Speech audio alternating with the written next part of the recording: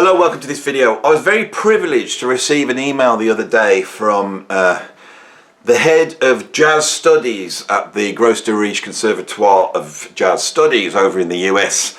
It's a guy called Art Hepcat Vankenberger, who is one of the great knowledges on jazz for me. You know, I've followed him for a long time, right from his illustrious career back in the old, in the 1980s when he was playing on the sort of US session scene, and now he's taken over head of jazz studies at the Gros de Riche Conservatoire.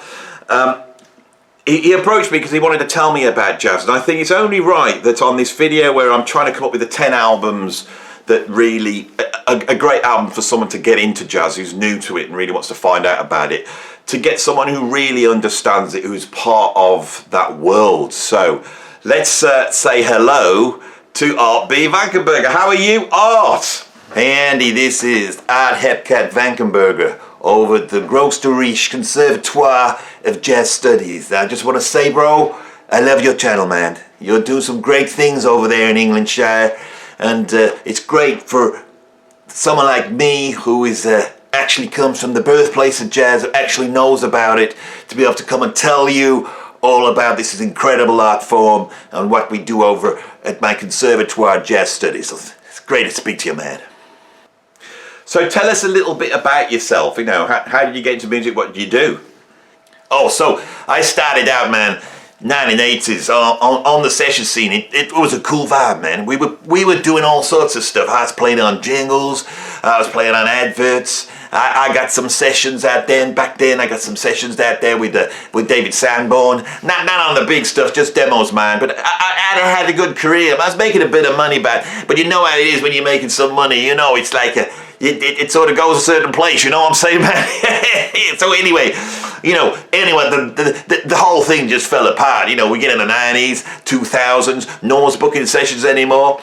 And I say to my friends, I say, why don't we go and set up a jazz school for jazz people who want to play jazz? Because if you want to be a musician, you gotta know how to play jazz. Musicians that don't play jazz, they don't play music. It's as simple as that, man. And you've gotta be able to get those skills, and that's what we do right here in the Gros de Riche Conservatoire of Jazz Study. Yeah, it's a heavy scene, man, over here. We are producing a whole ton of incredible musicians every year, which are going out into the industry that's out there, into the jazz industry, and they're doing all sorts of stuff. It's a good job. They got, like, most of them have got good families behind them. You know what I'm saying, man? They get a bit of cash there, so they don't have to worry about money, but they're living the life, man. They're out here in New York. They're out there doing all sorts of stuff. They're getting those $30 gigs every now and again. They're fighting for it, man.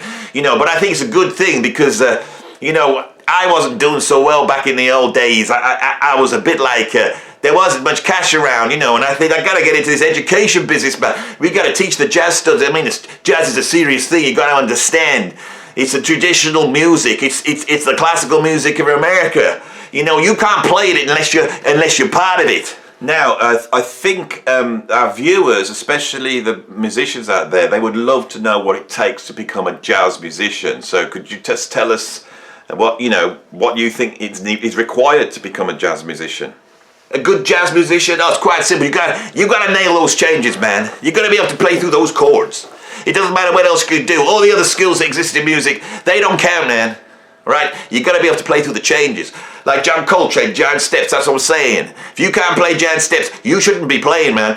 Get your horn, you get your axe, burn it, chuck it off a bridge. This is what we're saying here over the Gros de Riche Conservatoire Jazz Studies. That's what you gotta do. Play the changes, man. That's what it's all about. Like Charlie Bird Parker. He could play through those changes all day and all night. That's what you need to do, but it's not just that, is it? You gotta live the life, man. I live the life. LA session scene, man. It was a heavy scene.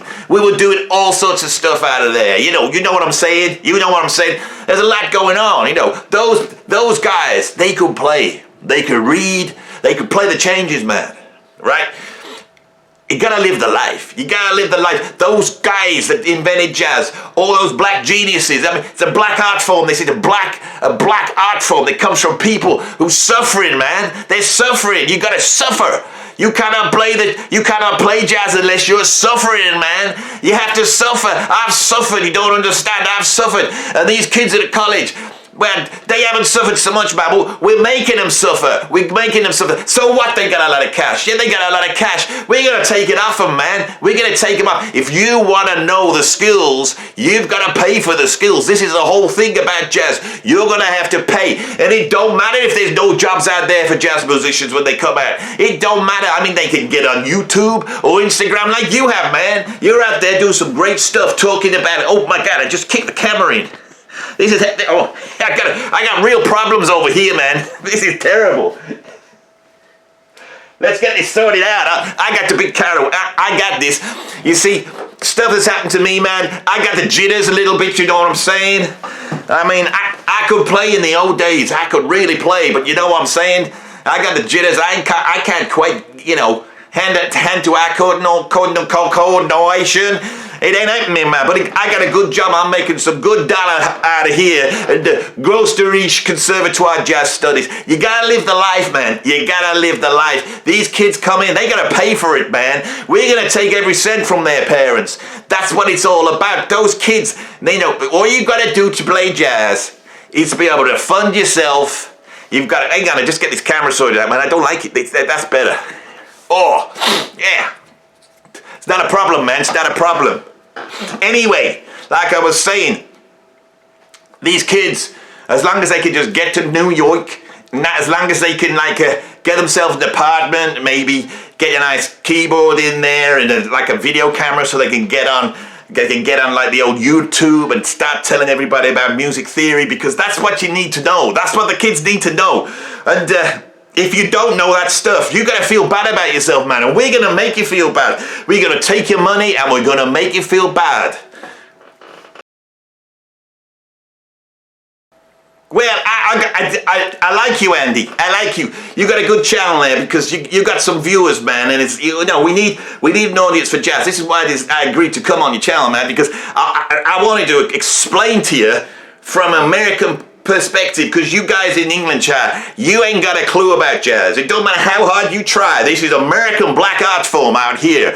Now, I know I'm not black, but I live the life, and you just got to understand this, man. It's the way it is, and stuff you've been saying about it's not right. And then I've seen you've got a video out where you're going to go through the 10 albums for some guy who wants to get into jazz. We don't want nobody getting into jazz like that, man. You got some easy listening shit there, man. We don't want that. You got to understand. If you're watching this and you want to get into jazz, you don't understand it. It's because you're a fool, man. You're a fool. You're a stupid fool. Right? This is hard stuff. If you understand it, then you don't understand it. The only way you could not understand it is by understanding it. If you don't understand it, then you understand it. That's how jazz is, man. It's an enigma wrapped up inside another enigma, man. It's like two enigmas. They're inside each other. I said enigma. I didn't say a bad word, man. I ain't gonna say it. You know. So you don't catch me out there. This is important stuff. I'm telling you. I'm telling you stuff. It's an enigma. If you understand what's going on, you don't understand it. You have to feel bad about yourself. If you don't feel bad about yourself, if you can't nail those changes, if we can't make these kids feel bad, they're gonna do the work, man. And then when they get out, they have got the skills, right? And people say the students coming out of college, they're arrogant. They're on the net saying, that guy can't play jazz. That guy needs to know this stuff. That guy needs to know that stuff. He doesn't know his stuff. He don't know his John Coltrane. He don't know his Sonny Rollins. He don't know his Thelonious Monk, man. They don't know it. Right? They listen to Ornette Coleman. Ornette Coleman couldn't play the changes. We got everything that came in after Coltrane. We've got to get rid of it, man. You got to be swinging and playing the changes. All those fusion guys, I mean, I've played that stuff. We make a ton of money. Making a ton of money back in the old days. Absolute load of money, because you know where it all goes when you got that sort of cash, you know. I mean, what could you say? I was a young guy. I was living the life, you know. I was living the life. But the thing is, we were playing that stuff back in the old days. Me and old Luca Third. He's a cool guy. He's a bit of a rock guy, you know. I don't know whether he could play the giant steps. I probably could. He's okay. But the thing is, my point I'm making, those guys sold out. Now I'm at college and I got a big wage coming in. I can accuse them of selling out. I can accuse them of this, because the thing is that they're just playing stuff that people like. Right? Who wants to do that with jazz musicians? Right? Everything that came in after Coltrane, everything, it's all whack, man. They can't play. They're just chasing the dollar. I mean, we got a different message over here. You know, we're pushing the skills of America's classical music over here. This is the important thing. You don't seem to get that. You can't know because you haven't lived the life. Only someone who lives the life in New York can play. You have to understand it culturally. And this is the music of oppression, man. This is the music of oppression. And it's like the government, it needs to put some dollar in to fund us jazz guys. Because this oppressed art form, man, we need some cash. You know, you look at Wynton Marsalis over the Lincoln Center. Look what he's doing over there. He's getting $1 million. He gets $1 million every year for playing that jazz. Yeah, I know. You're going to say, but it sounds old. It sounds like Duke Ellington. It sounds like 940s. But that's where it's at, man. And this stuff that's going on, all this fusion, the fusion jazz, I used to play it. You know, I used to listen to it. I used to like it in the old days. In the old days, I used to like it. I don't now. When I get the job here, I no longer like it. I like the old stuff, the proper jazz musicians. You know, I want to hear a guy playing acoustic instruments. We don't want no electric instruments here. We tell students, if someone comes to me, guitar, the electric guitar is okay. You bring that chorus pedal in, we're going to take that chorus pedal, we're going to shove it right up your ass, man, and we're going to send you on your way, but we're going to take the dollar off you. This is really important. If you don't feel bad, you lily-livered little wannabe jazz fans watching this, you've got to understand this, right, man? If you don't feel bad when you're listening to jazz, you ain't listening. You know what I'm saying, Andy? Anyway, it's been great. It's been great talking to you, Art. That is so illuminated. I think the viewers have got a really good idea of what the jazz scene is like today. It's been good talking to you, man. You're okay, right? You know, just stop talking about the jazz, man. You ain't got a clue. That's the bottom line. You ain't got a clue. I've been watching you. You don't know what you're saying. How can you know what you're saying coming from Englandshire? I mean, what have you got over there? Cups of tea, bowler hats. You got the Queen of England. Oh, the Queen's dead. What, she dead? Well, I didn't know that. I mean, I'm not too sure where England is, you know what I'm saying? I know it's in Yorkshire somewhere. It's stuck on there. Yeah, I mean, I got a mate. That's how you call it in England, a mate? Here, a mate is someone that you're mating with. I mean, that's a different thing. We're talking intercourse over here in the States. But I'll say for you, right, I got a buddy. I got a bro over there. Yeah, he lives in Lincolnshire, right? Do you know him? Anyway, bye-bye, go away.